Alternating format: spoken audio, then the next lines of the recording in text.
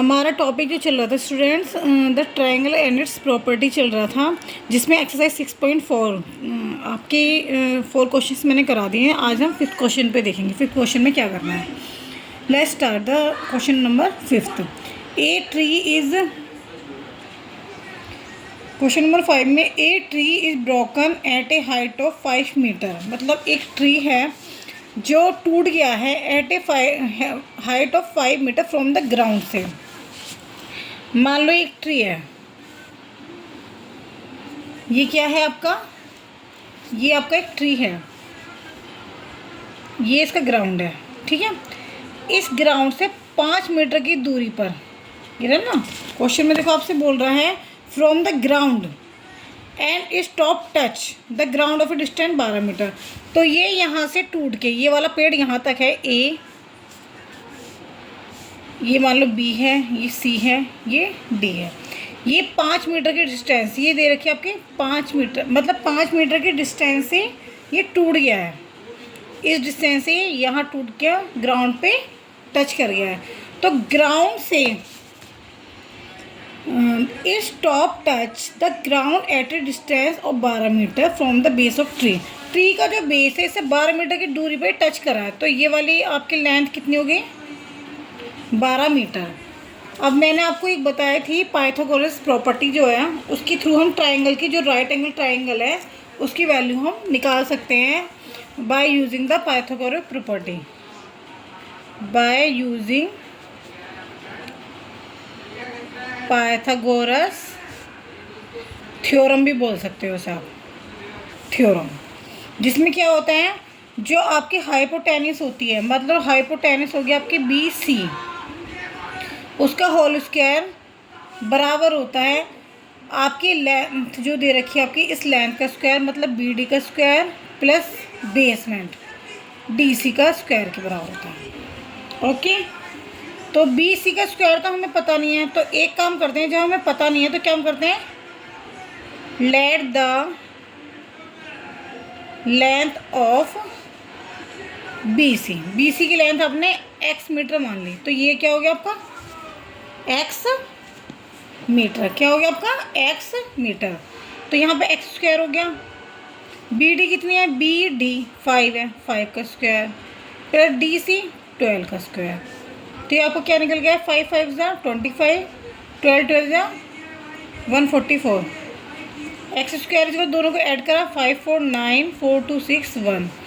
अब हम जानते हैं कि 169, आप देखो स्क्वायर रूट अभी आपके में आया नहीं है, जिससे आपको पता चल जाए कि किस तरह से निकलेंगे फैक्टर्स।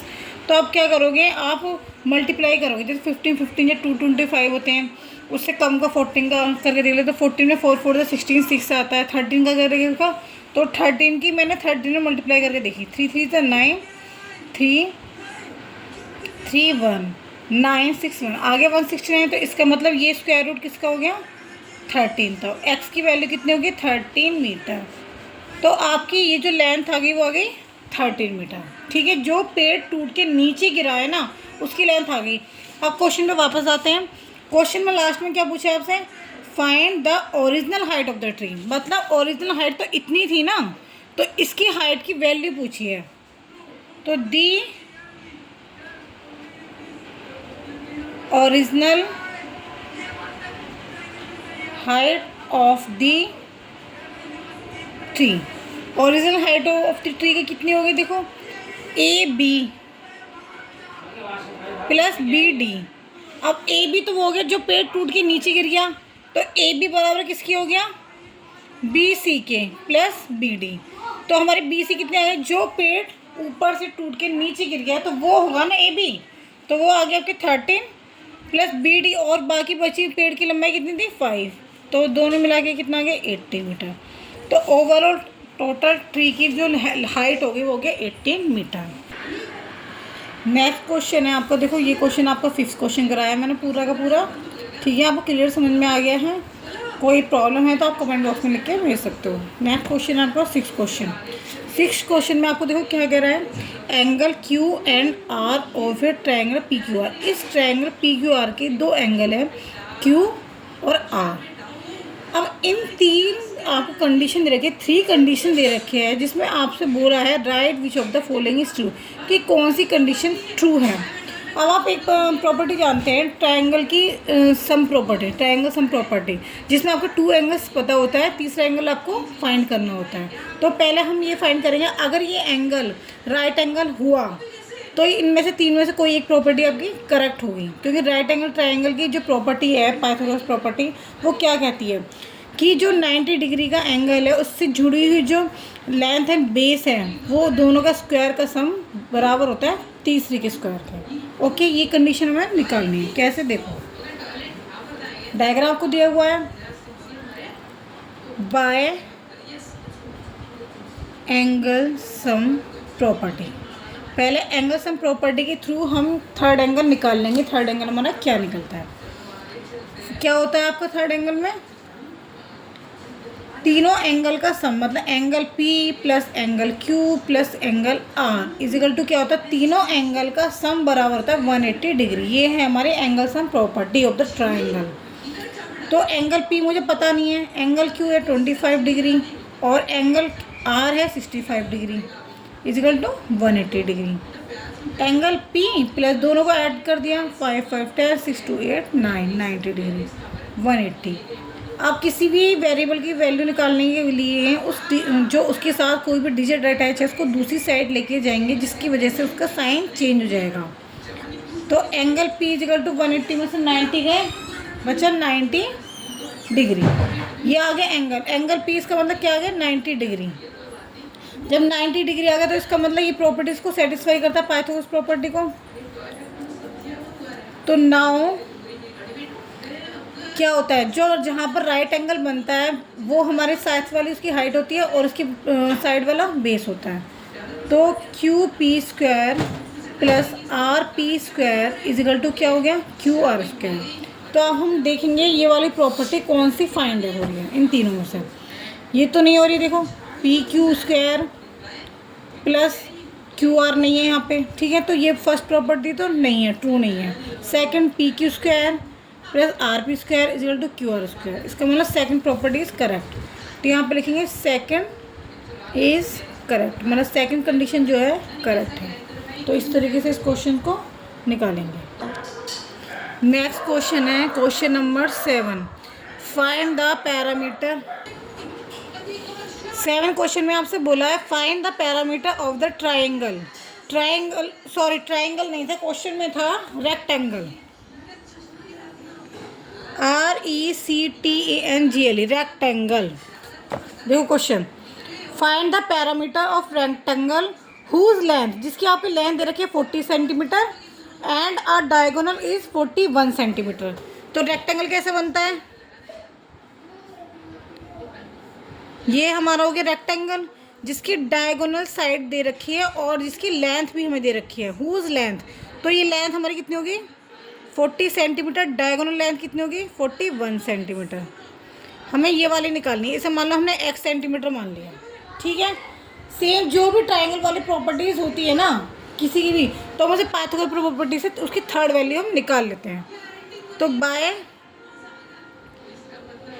पाइथागोरस थ्योरम लिखो, प्रॉपर्टी लिखो, कुछ भी आप लिख सकते हो। तो डैट मीन्स इसे मैंने मान लिया ABCD, ठीक है। तो AC पहले AB का होल स्क्वायर इजिकल टू होता है AC का होल स्क्वायर प्लस BC का होल स्क्वायर, ठीक है। AB कितना दे रखा हमें 41 का whole square equal to AC है 40 का होल स्क्वायर प्लस BC कितना है x का स्क्वायर। अब 41 का स्क्वायर हम निकालेंगे, 41 का देखो स्क्वायर कितना है 1681, 41 के 41 में आप मल्टीप्लाई करके देख लेना, यही आएगा। 40 का स्क्वायर 4 4 1600 प्लस एक्स स्क्वायर। अभी मैंने बताया किसी भी वेरिएबल के साथ अगर कोई भी कॉन्स्टेंट डिजिट अटैच है तो उसको दूसरी साइड हम लेकर जाते हैं और साइन चेंज हो जाता है। एक ही बात मैं हर बार नहीं बताऊंगी, आप ये बात ध्यान रखना, वैल्यू में गड़बड़ी नहीं होनी चाहिए। किसी भी डिजिट को वेरिएबल के साथ जो भी डिजिट होते हैं इसको दूसरी साइड ले जाने पर हमारा उसका साइन चेंज हो जाता है। फिर उसे हम सॉल्व करते हैं। यहाँ बचा 81। अब आप सभी को बताएं 81 किसका स्क्वायर होता है 9 का स्क्वायर। तो x की वैल्यू कितनी आ गई 9। तो ये आ गया हमारा 9 सेंटीमीटर। डेट में सी वाली जो वैल्यू आ गई हमारी वो आ गई 9 सेंटीमीटर। बट हमें अभी क्या पूछा है क्वेश्चन में, एक और चीज़ पूछी है। हमने ये तो पता लगा लिया, बट हमसे पूछा find the parameter of the rectangle. तो दी पैरामीटर ऑफ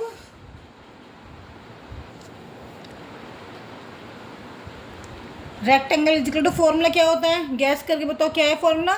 आपने पहले भी पढ़ चुके हो, 2 into L plus B. 2 into L plus B होता है रेक्टेंगल का, पैरामीटर ऑफ रेक्टेंगल का फॉर्मूला। तो 2, अब लेंथ देखो, लेंथ कितनी थी 40 प्लस ब्रेथ कितनी है इसकी 9। तो ये आपका 2 इंटू 49 के हमने 2 में मल्टीप्लाई करी, तो आपका क्या आएगा 2 9 से 18, 4 2 से 8 और 1 9, 98 centimetre. That is the answer.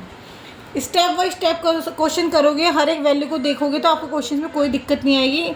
मैंने देखो किसी भी ट्राइंगल्स में किसी की भी एक वैल्यू निकालने के लिए हम पाइथागोरस प्रॉपर्टी का यूज़ करते हैं, उसके बाद नेक्स्ट फॉर्मूला हम अप्लाई करते हैं। हाँ, नेक्स्ट क्वेश्चन है हमारा क्वेश्चन नंबर 8। क्वेश्चन नंबर 8 है, इज़ द मोस्ट इम्पोर्टेंट। 7 और 8 क्वेश्चन बहुत इंपॉर्टेंट क्वेश्चन हैं।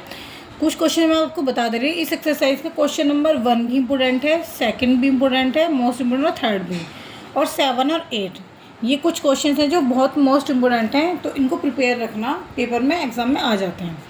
लास्ट क्वेश्चन है इस एक्सरसाइज का, the diagonals of a rhombus. Rhombus जो होता है एक तरह से स्क्वायर ही होता है, उसकी शेप स्क्वायर ही होती है। जैसे स्क्वायर की 4 साइड्स इक्वल होती हैं, इसी तरह रोम्बस की भी 4 साइड्स इक्वल होती हैं।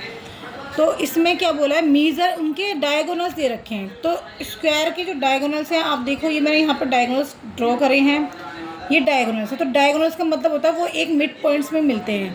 तो एक दूसरे को, ये जो मिड पॉइंट होता है ये कौन सा एंगल बना रहा है एक दूसरे का, चाहे यहाँ का लो चाहे यहाँ का, कहीं का भी लो, तो ये 90 डिग्री का एंगल बनाते हैं। हमें उसकी पैरामीटर निकालनी है। चलो मैं कोई भी एंगल ले लेती हूँ। तो मैंने क्या करा, इस 90 डिग्री का ये रहा, ये वाला ट्राइंगल मैंने ले लिया in triangle A O B की हेल्प से, क्योंकि मैंने बोला 4 साइड इक्वल है, तो कोई भी आप ट्राइंगल यूज़ कर सकते हो। ठीक है, ए ओ बी मैंने यूज़ कर लिया है।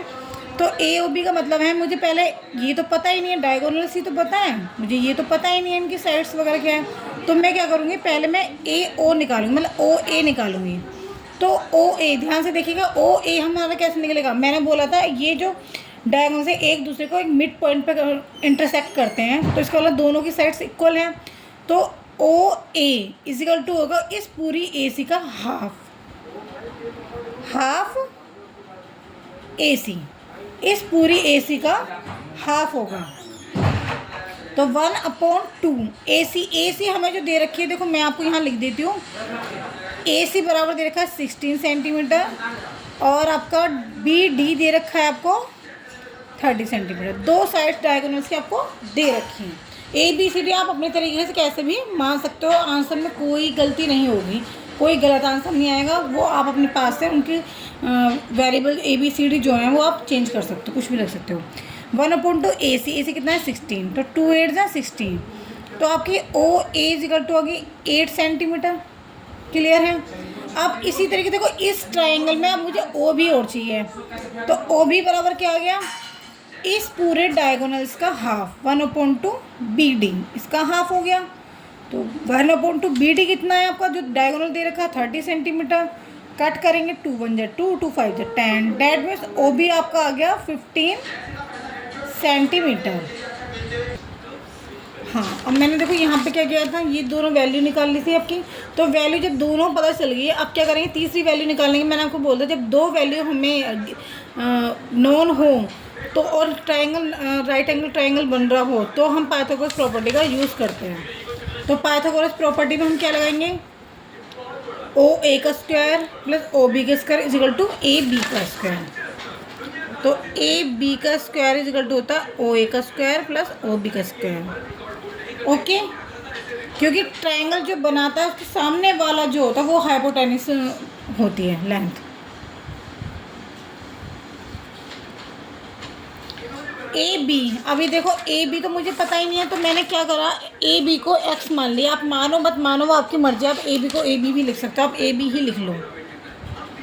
ओ ए मैंने अभी आपकी निकाली है, ओ ए है आपकी 8 और ओ बी है 15, तो 8 का स्क्वायर प्लस 15 का स्क्वायर, ए बी का होल स्क्वायर। 8 का स्क्वायर करेंगे, 8 8 जा 64, 15 की 15 में करेंगे 225।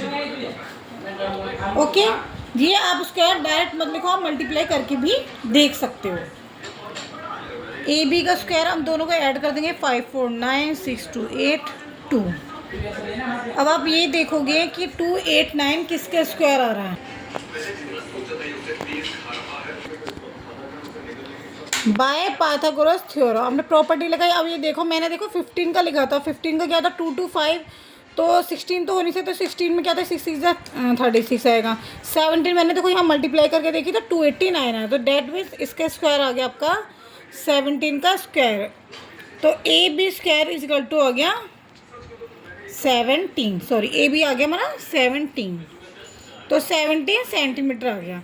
तो आपका ये देखोगे, अब मुझे ये वाली डिजिट आपको पता चल गई, क्या आ गया 17 सेंटीमीटर। ओके, बट क्वेश्चन ने मुझसे क्या पूछा, इसका पैरामीटर। तो दी पैरामीटर ऑफ रोम्बस।